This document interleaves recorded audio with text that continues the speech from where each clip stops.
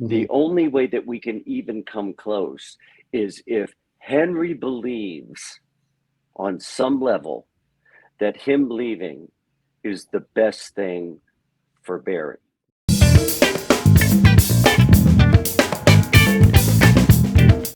What's up, y'all? DT2 Comic Chat here. You won't believe who I've got on the show today. Dawson's dad, Barry Allen's dad, Jay Garrick himself, Mr. John Wesley Shipp. How you doing, Mr. Shipp?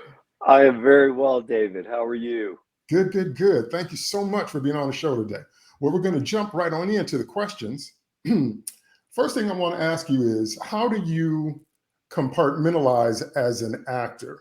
Like getting to your headspace, like you're Barry Allen in the 90s, and then you're his dad, and then you're Jay. How do you work that out in terms of your process? I take almost everything I need from the script. The good thing about coming back to the new CW version of The Flash was that the origin story was so different.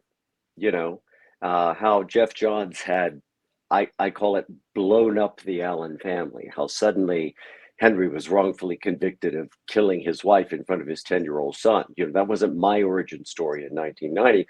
And when I heard that that was the new version of Henry Allen, and that his son was the only one who believed he was innocent and was on a lifelong mission to vindicate his father, I thought, if they come to me, that's the role I would want, not Jay Garrick off the bat, because I felt that would be on the nose. I would feel like I was comparing myself to myself 24 years earlier, you know.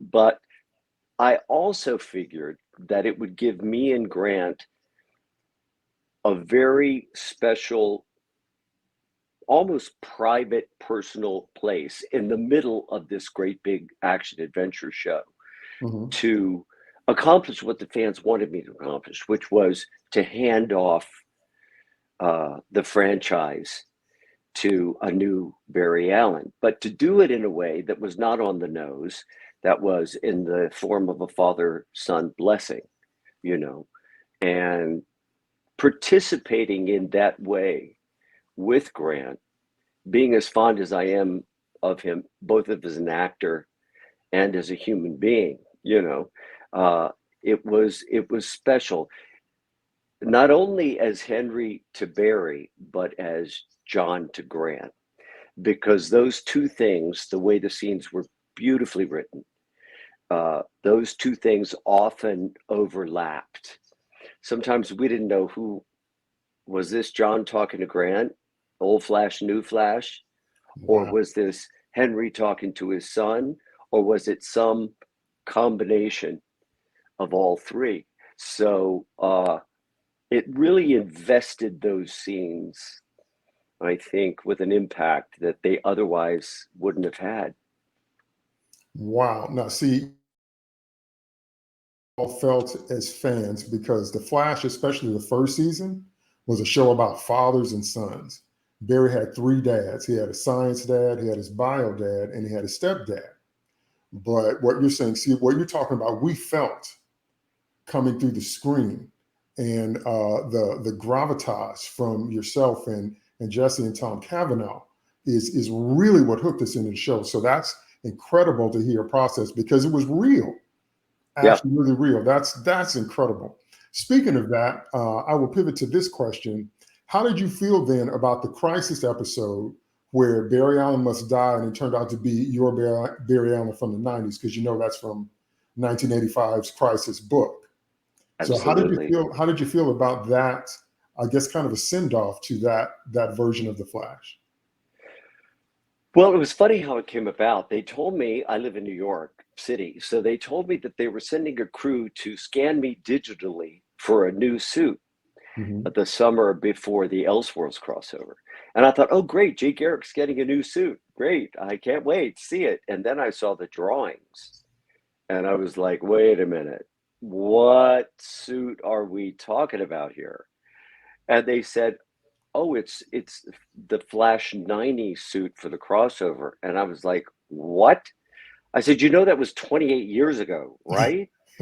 And then I had to get a couple things straight. I said, I'm not going to be going back pretending that it was 28 years ago, right? I mean, these 28 years will have elapsed. I'm that character 28 years later. They said, oh yeah, oh yeah. And then I was quite nervous about it, actually, because I didn't know how people would react. I didn't know how the cast would react. So the first time I enter Elseworlds to give them that information with the cast there, the Arrow cast, the Flash, everybody's there. Mm-hmm. And the reception and the reaction from the cast was unbelievable. I mean, there's Grant saying, "This is the coolest thing we've ever done," you know, and the reaction of the audience was so welcoming and so enthusiastic that, you know, my fears and my concerns were alleviated. Knowing the way they write, I knew they weren't doing it as a one-off. I knew that they had something in mind. And when we came to the end of the season and they said, coming next season, Crisis on Infinite Earths, I went, that's why. Yeah. A Flash must die in Crisis. Right. That's why. Right. And so I had a conversation with Eric Wallace, and I just wanted to make sure, because anytime I said, I figure that the seeds planted in Elseworlds, that you guys are asking me to come back to kill my Barry Allen. Mm-hmm. And I just want to just have a conversation about what some of your thoughts are about how you want to do this.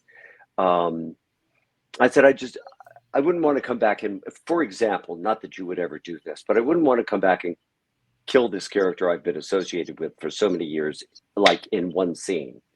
And he said, oh, we would never do that. We have much too much respect for you, for what came before, for the legacy. You will be very much a part of the problem solving. And you, in fact, will die a hero's death. And I have to tell you, it was quite often, and I'm not alone, I think, as an actor, when I do something, the first time I see it, particularly if it's soon after I've done it, I'm devastated. I hate it. I don't like the way I look. I don't like the way I sound. Nothing that I wanted to accomplish, I feel I achieved. I leave the room, I go in the bedroom, I'll never act again. You know, I mean, invariably it happens. Even though I know when I watch it a week later, I'll go, okay, well, it wasn't as bad as I thought, you know, as it was.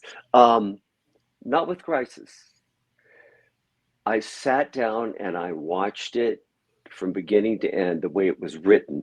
Sterling Gates was on set. He said when he was writing The Death of Flash 90, he was weeping at the typewriter, you know, knowing that Andrew Kreisberg, Greg Berlanti, Jeff Johns, David Nutter, David McWhirter had all grown up on the 90s show, that they had an emotional investment in Flash 90.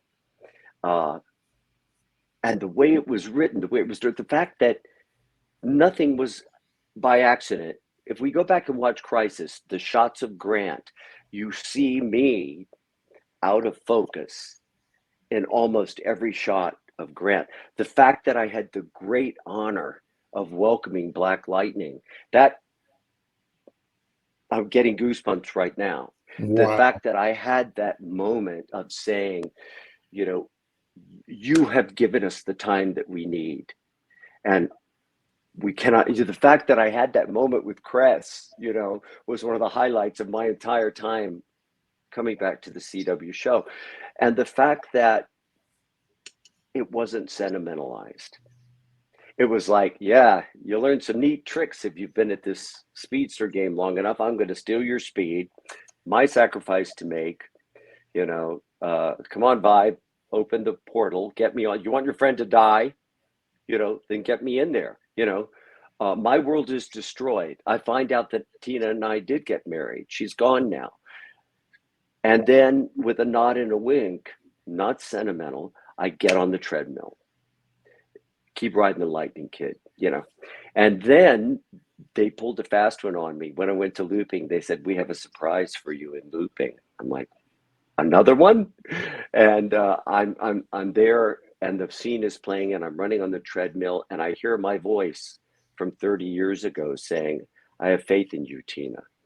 And then cut to my face 30 years ago. And then cut to Amanda Pays from 1990. I have faith in you too, Barry.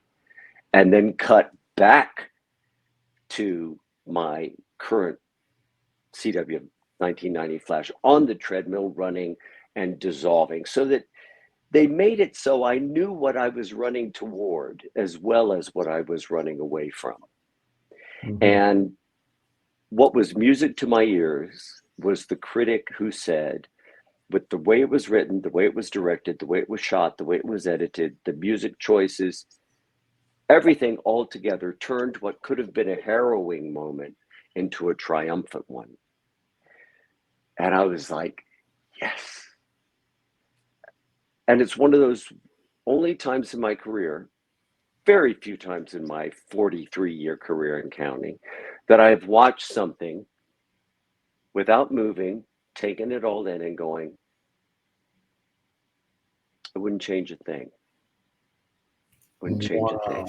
Wow. Well, as you know, the crisis in the comics, the death of Barry Allen and Supergirl reverberated throughout comics, and it has impact still to this day. And just to let you know, from a fan point of view, we felt that. We felt that that was an honorable, like it was one of those things where no one could have done that but you. And no, seriously. And it was an honorable send-off because it honored everything that, because all that, what they said to you is what we felt too. That we grew up watching it, we read the comics and all that. And that was, only you could have done that. And it was done with such respect because that is who Barry is. Barry's the kind of guy that says, if I need to make the sacrifice play, I will. You know, the needs of the many outweighing the needs of the one. So no, you nailed it. There you go. So you, from a fan point of view, you absolutely nailed it. And we were all kind of stunned. Like when we saw the scene, we were like, did that just, because we knew it was coming, but still. So yeah, no, you pulled it off. It gave it the weight, David, the gravitas. Thank you so much. Oh, thank yeah, you so much. No, you definitely did it. Now, let me go from that to saying this. Now, I'm going to try to control the fanboying as I say it. I'm really going to try and tamp it down. I'm just keeping it real with you, Mr. Shipp. Come on, let's go there. Let's go there. I have got to know, we all need to know, how did you feel the first time you put on the Jay Garrick outfit and that helmet? See, because you played two iconic Flashes. You played the original Flash and you played Barry Flash. And so the first time we saw you, everybody got real quiet. Everybody was like, wow, like you could hear a pin drop. I was like, he's really Jay Garrick. See, that's how I know you've studied your character so much, because you didn't look like Henry. You looked like Jay. And so how did it feel to you when you saw yourself in the mirror? You're like, I'm Jay Garrick up in this mug. Well, you know, it was interesting because Henry and Barry, and by extension Grant and John, had developed such an intimacy over the course of 2 seasons playing those beautiful scenes. I knew that when I came out of that iron mask, I think the line was originally written, everyone's looking at me. And I think my line was, is something wrong? And I said, that's what Henry would say. Mm-hmm. They were like, well, what do you want to say? I said, well, I come out of the mask and everybody's looking at me like I have 2 heads. What? You know, that's what Jay would say, I felt. But resetting that character was a challenge for me and Grant. In the first of all, of course, I was nervous. Again, I'm so many years later. I'm in a new superhero suit. I don't know. I can't really see myself. But this is who the Flash cast is. Okay, I'm there, and I put on the helmet, and Grant is like, I look over, and there's They know I'm nervous. There's Candace smiling, giving me a thumbs up off camera. Grant pulls the camera forward, turns the monitor around, and says, "See how cool you look?" I mean, they just wrapped me up, you know, and carried me through that whole moment. Now, the challenge for us, you know, I pull him out of the Speed Force. I'm not the soft shoulder for him to lean his head on anymore. Jay has no emotional, in our storytelling at the beginning, has no emotional investment. He doesn't know who this kid is. What are you gonna change the timeline every time you have a fight with your girlfriend? You know, what kind of hero? Yeah, I look like your dead dad. Sorry about that. But here's the deal. What kind of hero are you going to be? You know, suddenly the temperature was much colder.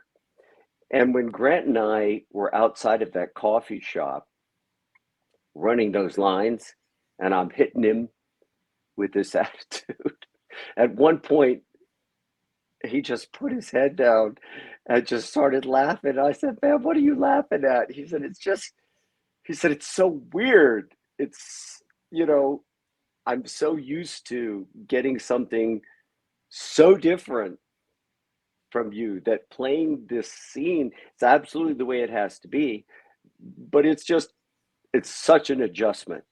And I have to tell you, those Henry Berry scenes were so yummy, and it was so beautiful to show up and play, because I knew there was going to be a payoff. I knew there was going to be an emotional cleansing. I knew there was going to be, you know, nothing but love, you know, that when it was no longer that, I knew I had to get to the point where there was a Jay Barry relationship that fans had respected. I had to respect the legacy. But I couldn't start there. It couldn't start as a team. I had to start here, so that by degree, by the time I take Wally's place in the Speed Force and I give him the helmet to find his way out, and I put my hand on his chest and I say, "Be the Flash." Okay, now we're there. But we had to get there by degree. How did it feel? I felt lifted up, and I felt like, well, I've been preparing to play this role for 28 years. Mm-hmm. You know, everything that has come before, even my side journey voicing Professor Zoom, my entire history with this franchise over 28 years has led me to this moment. And I really did feel, and I hope it doesn't sound arrogant, I really did feel that I was particularly situated as a result of those set of circumstances to play that character in a way that I couldn't have been if all the history hadn't been what it was. If I hadn't, you know, dragged my ass through 22 episodes with no CGI, live action practical effects in 1990 in the suit, sweating, you know, it's like, you know, all the challenges of creating superhero television then versus now. Mm-hmm. If I hadn't had that experience, if I didn't know what some of the hopes and dreams, some of the insecurities that Grant might have, you know, taking on this iconic role, if I didn't know all of that, if I hadn't played Henry and had the intimacy with him as an actor and as a character, Mm-hmm. it all prepared me to play my version of Jay Garrick. It's That like the homework was done, David, right? right. There was 30 years of homework. Well, again, it comes through. I want you to know that your teacup explanation about time travel is a Flash classic. So that's a point that all the fans reference. But see, it was how can I put it? It was the power of your experience that comes through when you're trying to let somebody know this is what you're playing with. Because, you know, it's one of the biggest theories in geekdom, sci-fi, you know, if time travel was real. But the way you communicated it was, I know this, I've done this. This is not the thing to do. You need to learn how to respect, your speed and all that, because what people don't understand is the analogies to real life. The characters are fictional, the situations are fictional, but the emotions and the principles are real. And that's like a father telling a son, listen, son, you're going to have to live with your choices. You're not going to be able to go back and undo and erase. And my father talked to me that way. I talked to my son that way. See, that's the power of that moment. We feel it. We really feel it. And it came through. So once again, now, just to let you know, and also to ask you, there are 2 shows we would love. And I wanted to know if anybody ever brought them up to you. We would love a JSA show with you as Jay. We thought that's what Stargirl was going to spin off into. So we would love to see you in the classic JSA, 1. 2, did anybody ever mention like a full Flash family show with like the Tornado Twins and Bart and Jenny? Like you had almost everybody on that show, but like maybe in the future where Iris was from. So there was at least 2 shows we wanted to see. And we definitely thought that you were going to headline a JSA show because we were ready for it, man. I'm telling you, we were like, they have to do this because we've been salivating for the JSA in live action for a very long time. It's interesting. When I went over to Stargirl, there were fans who wrote me, audience members who wrote me and said, we felt like you were even more Jay Garrick on Stargirl, even than you were on Flash. Mm-hmm. And I thought about it and I said, I think I can explain that because we see Jay on Flash as a mentor, as an advisor to the Justice League. When I walked into that garage on Stargirl, I was walking into my seat of authority. That was the Justice Society. Mm-hmm. That was Jay Garrick, the moral center of his society, about to make a decision, the ramifications of which he knew were going to blow the society apart. Mm-hmm. So the gravitas of that moment, I think, caused me to be a version of Jay that I hadn't gotten to play. I was so excited. The original version of the end of season 3, where I come streaking through and split the table open and Shade is there. And mm-hmm. I'm like going, because, Jeff Johns wrote 2 endings because he didn't want to leave the audience or the cast hanging in the event they didn't get a 4th season. Okay. The original version was, I've gone too far. I've gone too far. And he's like, well, what are you talking about? Where are you going to? I have to go back to the moment when Courtney Whitmore first got the staff and you're coming with me. I said to Shade, which set me up for that whole journey had there been a Stargirl season 4. We were waiting on it, man. We were waiting. It would have happened. Wow. It would have happened. Wow.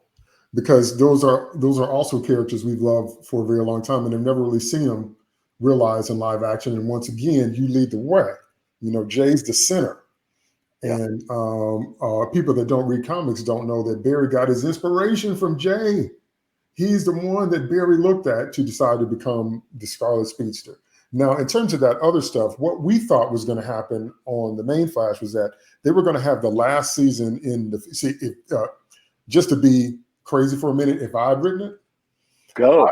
Iris would have disappeared because most people don't know that Iris West is from the future and that she was hidden in the past. And then Thawne actually kills her.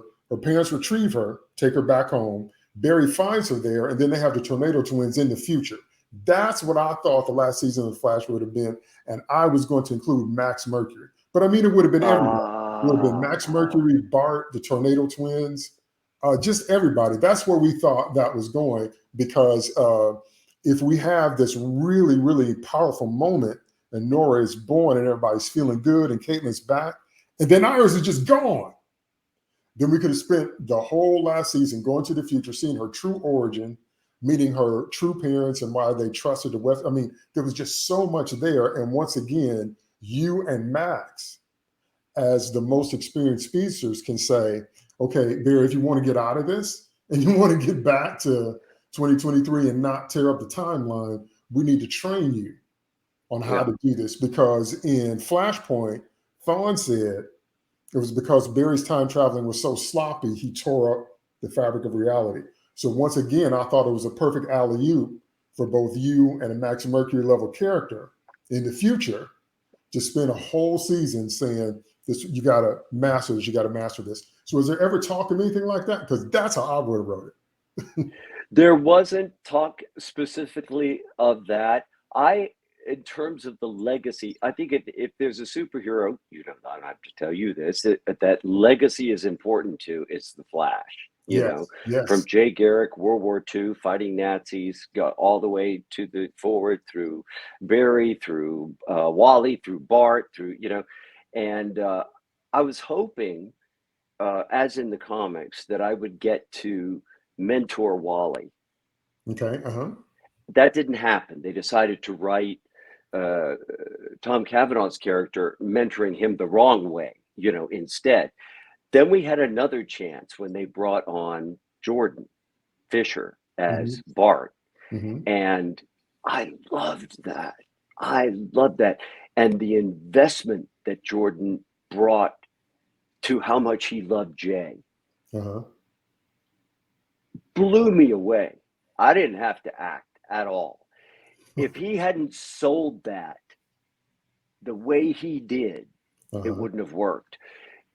Now, I think they would have written to that. When we did the scenes where I'm bringing the big belly burger in, and we're having the discussion, I'm saying, okay, now what's going on here? And they're like, oh my God, you're alive. And I'm like, okay, right. Because I don't realize what he's talking about. Are you okay, son? David McWhirter, again, who directed Crisis, directed that episode. And he was like, you three, this is such an interesting dynamic. Yes. Nora and Bart and Jay. I wonder if this is where the show is headed.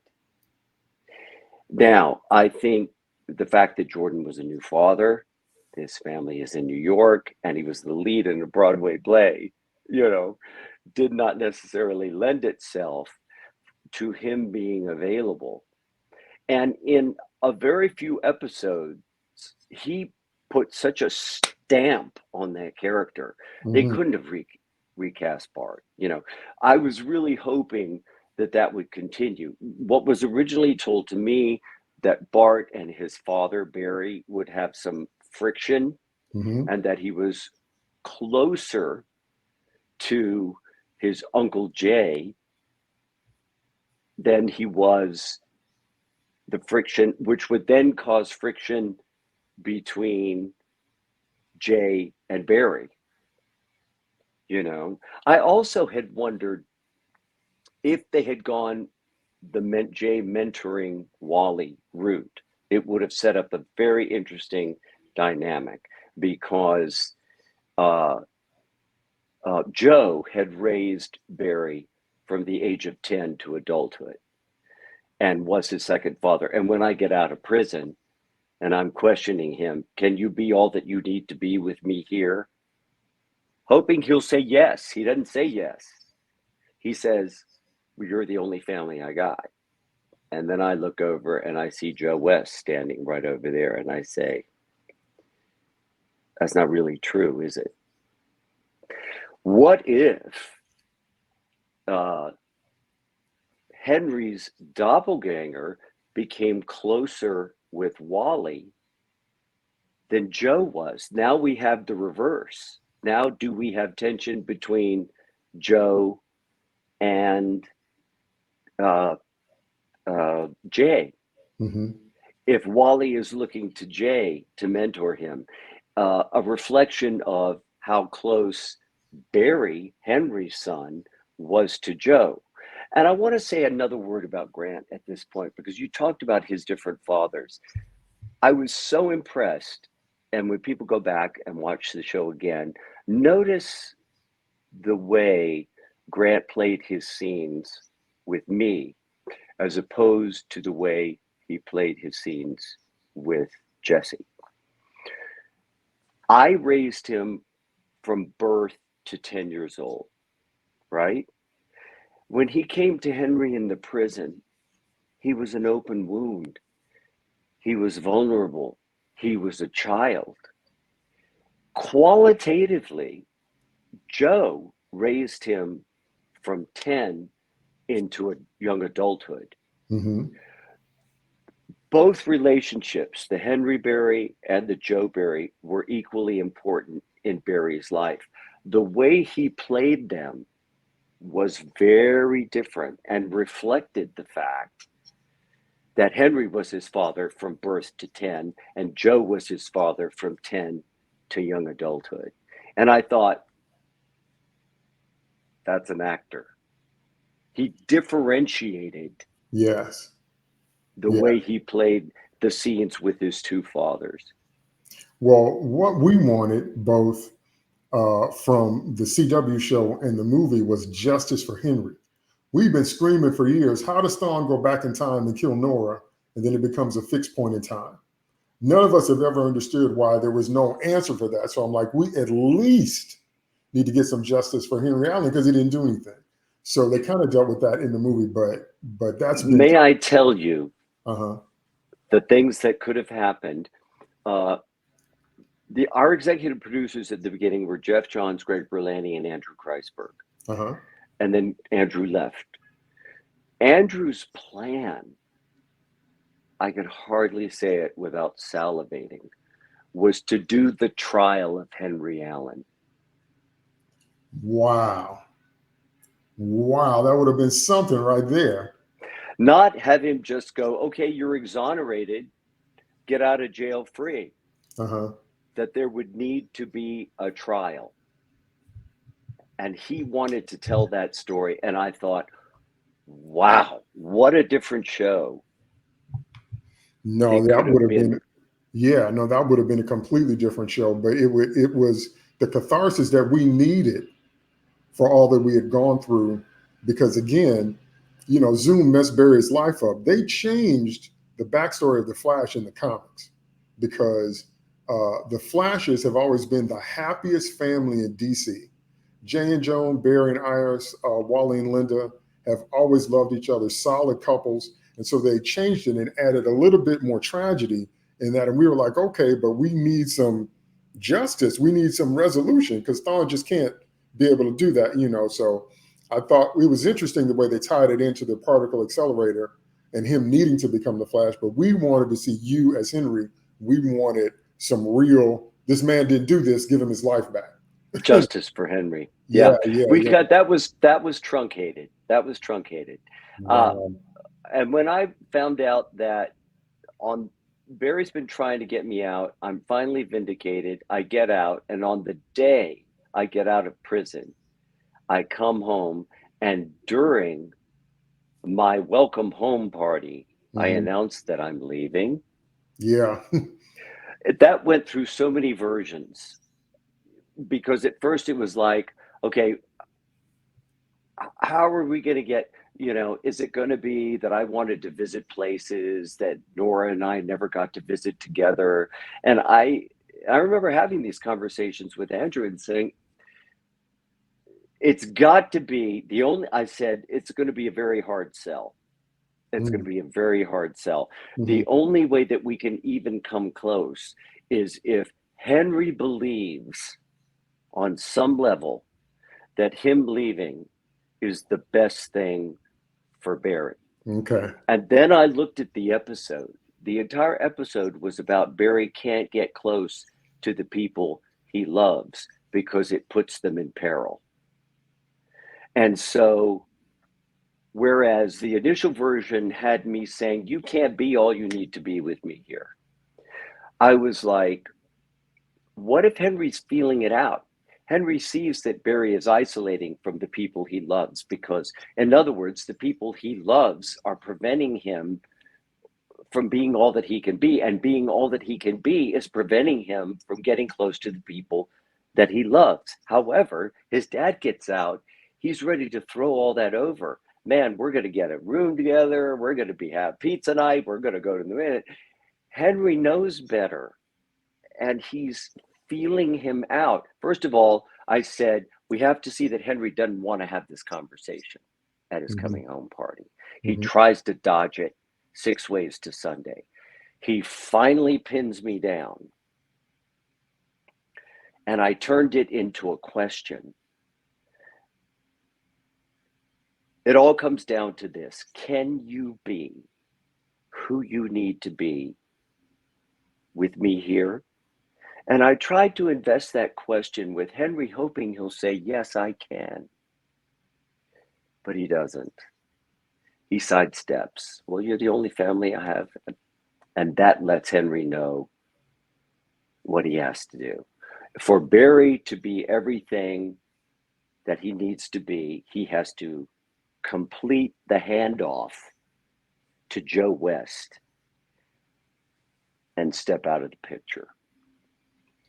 Okay, well then I must tell you, hearing it from the inside out from you, I see it differently now, because that's not how I saw it when I watched it. When I watched it, it felt like a blow to my sternum. I was like, what did you say?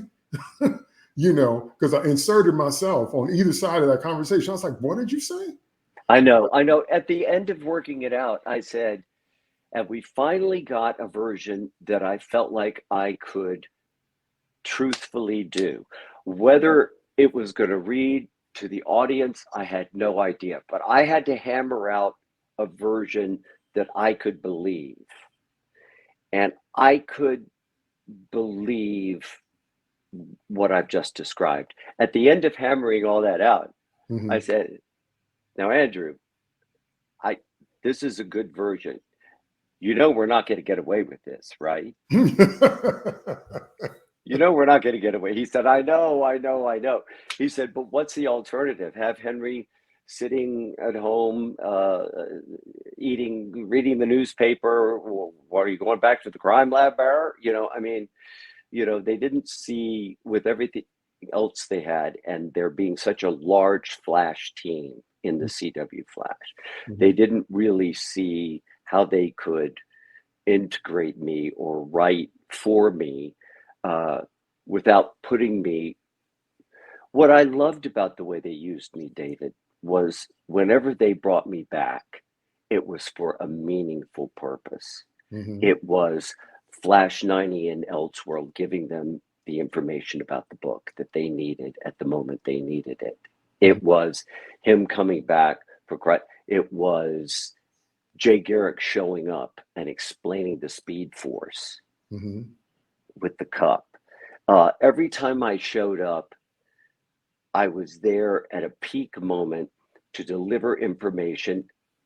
And I'm so grateful you said it, that only I could have delivered. And to have me be more of a semi-regular hanging around as Henry, I get why they needed, plus the plans they had for Barry and Joe, which was the existing relationship, that they needed for Henry. I wouldn't have wanted to be there sitting on the sofa in my underwear, eating pizza and talking to Barry. You know what I mean? Right, I do know what you mean. Well, I understand it better now that you explain it from the inside out. That makes a lot more sense. I shouldn't. See, that's the failure. I shouldn't have had to. It was such a tricky thing to navigate. At that point, it's like, okay, someone gives you something and it's tantamount to being thrown into the middle of a lake and you don't know how to swim. And I'm there treading water, just trying to come up with a version, because if I can't believe it, I can't play it. We as an audience, especially longtime comic fans, again, are very used to the joyful, happy, stable Flash thing. So that's why it was such a pivot from what we're seeing, because, you know, Barry's friends. And every time we see you and Nora as a couple in any version that you're in, that works so well. And so that's what I mean when I say, when you play an iconic character or you create one like the Star Trek people, there's a weight if there's a history that comes with it. And we know Flashes are family oriented. We know the parents have the kinds of marriages that you envy. We know that Barry gets that good nature, that lightheartedness, because Flashes serve with a smile and a wink. They're never frowning. They're always happy to help people, that kind of thing. And that energy that you have when you're with Michelle in any form comes through. And so that's what we were used to. So having Henry be like, well, no, I think I'm kind of out. And then he gets killed later. I'm like, what? But again, you saying it, I get it now. Is just, it was just not really what we were expecting. I know. I hope knowing, and there again, if something really works, you shouldn't have to explain it. We did the best we could, given the fact that we had to get Henry out of the picture. But go back and watch the party scenes now, knowing the calculations that I was making in my head, and see if hopefully it makes a little bit more sense. No, I get it. I get it. A fifth wheel is not going to work with the setup that you had. So no, I get it now. Also, let me say, then I got two more questions and I'll let you go. Also, let me say, we thought, when I say we, I mean fans, we thought you guys were going to introduce Captain Marvel on the show. Hello. Once you brought Ezra in, and Ezra and Grant had scenes together, and we saw that we're now merging the multiverse. We thought, because, I wrote my headcanon, and I'm like, Iris is investigating missing children. And one of those children turns out to be Billy Batson, the Batson family. And Iris says, Barry, you have to help me with this, because Cap and Flash have a lot in common, the colors, the lightheartedness, the speed powers. And we thought it was going to be a tie-in to the films. I'm like, don't y'all see that the Flash CW is the perfect platform to introduce Captain Marvel? And with the Flash cast, everything about what we knew about them would work with Iris wanting to fight for children that are being kidnapped, because that's the whole backstory. And I'm like, wait a minute. So anyway, that's just more fan stuff. David, this is what I love about working in this medium. And this is what I love about going to conventions. I learn as much or more than I reveal. You know what I mean? Because the audience is so schooled and knowledgeable and steeped in the legacy of who these people are, and when something's not right, when it goes against, or when you're being put on, when someone's being dishonest with you, when they're dangling something just to try to give you some kind of fan service without building the platform. When you're being put on, and performing for such a knowledgeable audience is not only a great responsibility, but it's a huge privilege. And to hear you talk about these things and being invested in the intricacies of the story and the legacy of the history, it's very exciting for me. Well, I grew up reading comics, and my father is the one that introduced me to them. And the thing about it is the optimism, the imagination of a child, the possibilities, the things you can do is what superheroes represent, their wish fulfillment, that I can be more than I am now, that I can make a difference, that I can spend the one life I have, but make the world around me better. The characters are fictional, but that mantra, that ideology is very, very real. And that's so epitomized in the various versions of the Flash family. Now, let me ask you this. Have you played your dream role, or is that still in front of you? Like, if you could wave a magic wand and play absolutely any role you want to play, have you done that already? Or is that something yet to come? When we start out in this business, we have visions of the kind of career beyond our wildest dreams. Yes. Have I had a career beyond my wildest dreams? No, because I dream big. Mm-hmm. And I'm incredibly grateful to be having one. You know what I mean? I do. I have gotten to play superheroes and psychopaths.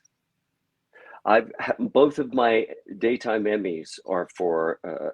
I think I was stabbed in the back with a crystal cylinder trying to rape Julianne Moore on As the World Turns. You know, Wow. I beat up and was thrown through a plate glass window by A. Martinez and Marcy Walker, and a woman abuser for my second Emmy on Santa Barbara. You Mm-hmm. know, then I go on to play a superhero. Then I go on to play not the brightest bulb on the tree, but a very loving dad on Dawson's Creek. Uh-huh. Loves his son. Mm-hmm. Then I go to play a genius dad, a heart surgeon, father of Barry, very smart, also very loving. Then I go play the sickest, darkest psycho dad that it's hard for me to watch in season 2 of Teen Wolf for Mm-hmm. MTV Mm-hmm. with Daniel Sharman. And to go back, if I've been in the Tony Award winning play on Broadway, Dancing at Lunasa, playing a Welsh wastrel, as they describe in the play by Brian Friel.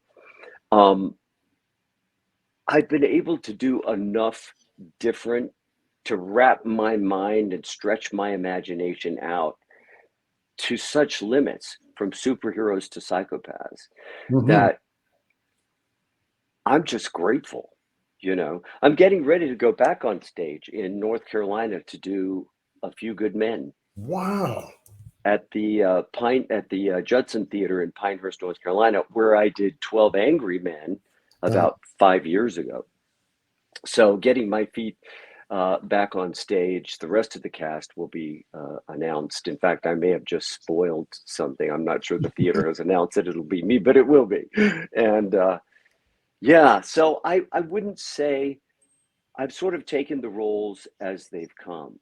mm-hmm. And whether it was 5 minutes of rehearsal at the very end of One Life to Live being on TV, very last week, in daytime, or the Tony Award winning play on Broadway, or playing a superhero or a psychopath, primetime independent film, never ending story, whatever it was, to invest whatever I do with the same kind of enthusiasm and commitment to trying to find myself in whatever character I've been given to play, and to offer it with respect and affection to the audience.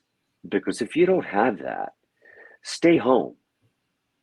you know and that's what was so wonderful about the Flash. You talk about the first 2 seasons of the Flash cast, and Mm-hmm. that entire cast, everybody was working overtime to find the reality and the truth of these people within the extraordinary given circumstances that we were given. You talk about that coffee cup scene. The quote I'm most often asked to write on this guy, Jay Garrick Pop, is After Funko Pop. is we're not gods, we're men. Uh-huh. We're not gods, we're men who, for whatever reason, have been given extraordinary abilities. And this is what I say to my convention audiences. We all have, and I heard it described once, a vein of gold. Every person on earth has a vein of gold. Superheroes, it's larger than life, but everybody has something that they see, understand, feel, do in a unique way, different from anybody else. And the process, as you said, inspired by superheroes, the thing that you can do to find your vein of gold, which is going to infuse and embody your environment and your surroundings, and hopefully make this great big mess that we find ourselves living in a little better. Well, that is actually the fate of the Flash in Kingdom Come. He becomes so fast he can't slow down. So he Mm, patrols the city 24/7. And so mm, fast that no one can see him, but he's stopping crime and people don't know. And on Earth 2 Flash, when they rebooted it, they actually gave the dying god Mercury, granted his powers to the new Jay Garrick. So they mm. actually took the powers of a god and put it in a man. And then he had to balance. It's just what you said. He's like, I have these powers, but I'm a guy. So Right. what am I going to do? So yeah, no, we've seen that dynamic and it really works. Okay, let me ask you this, and then we'll talk about your current appearances. Last question. Tell me the funniest story from the Flash set that you can tell me.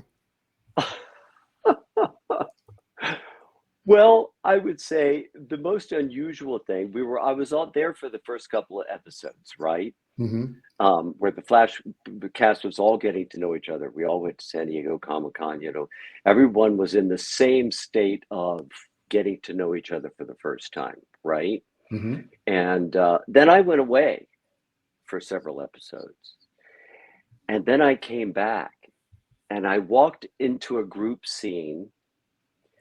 Here's Jesse Martin and Grant Gustin over here learning a new tap dance step.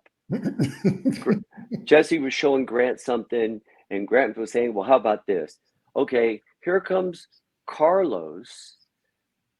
No, here comes Tom Cavanaugh giving Carlos a ride in his wheelchair, and they're popping wheelies in the wheelchair over here. Somebody, I don't know what was going on over here. I forget what Candace was doing. And I'm looking at this cast that has now fully bonded and have Hmm. gone on beyond where I left them several episodes before, saying, what on earth have I just stepped back into the middle of? So that's the thing Wow. that immediately comes to mind. That fun energy, we felt it too. All right, well, let us know where your latest appearances are going to be, your current appearances, where we can come see you in person, get some stuff signed, maybe get some pictures. Right on. I will be July 28th through the 30th in Uncasville, Connecticut at the Mohegan Sun, the big uh, um, casino there. It's Terrificon is what it's called. Mitch Halleck's Terrificon. I'll Mhm. be in Fairfax, Virginia in August. I'll be in Savannah, Georgia in September. Then I go to do the play. I may be going back to Ecuador because I've done Comic Cons in Lima, in Ecuador, in Santiago, Chile, in Paris, in London, all over. But those are my immediate appearances for the rest of the year. And then I step back as I get involved in the play. So it's Terrificon, and then it's Fairfax, Virginia, and then it's Savannah. I think they're calling it Superstar Con now in September. Oh, I'll also be at GalaxyCon Austin the beginning of September, Okay. Texas, and then I go into the play. Great, great. Well, we will let the fans know because we know there's a bunch of people that want to come see you. I'm definitely going to come see you in person at some point, especially come back to David, I Chicago. hope so. This Yeah, has been a I'm in great Chicago. conversation. Oh yeah, I've loved it too. I'm in Chicago, so definitely if you come here, I would definitely come see you and meet you in person because you are a true hero. Okay, the Oh, reason we love you so, you've demonstrated in this interview with the thought, the preparation, the heart, the respect. You use that word several times, and you're someone who understands the assignment because you bring your whole self to your craft. And I just want you to know, as a fan, it comes through. It really comes through, and that's why we've loved watching your career for years because we can feel your passion, we can feel your love, we can feel your care for the character you're trying to display. So I just want you to know you really are a hero in our hearts. thank you so much, David. Thank you. All right. Well, we'll talk to you again soon. Thanks so much.